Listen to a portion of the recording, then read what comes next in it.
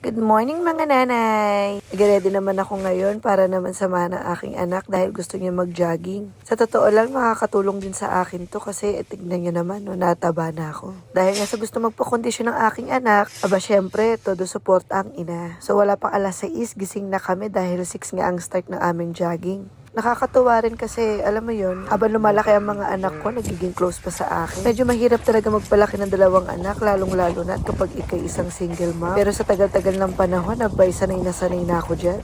Dito lang ako hindi nasanay, eto hinihingal na ang inyong nanay sa. Pero syempre, takbo lang, kailangan nating sabayan ang aking anak.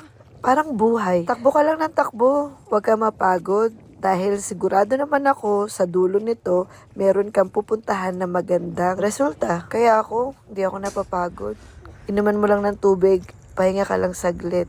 Tapos relax ng kaunti, stay put lang, and then takbo ulit. Alam ko rin yung mga nararanasan ng ibang mga single mom dyan. Alam ko napapagod kayo. Pero alam niyo pinaka-the best, ito, yung resulta.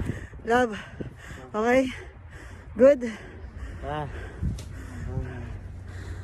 So, kapit ka lang. Nakita mo yung resulta. Ang ganda ng ngiti ng anak ko. Salamat sa panonood.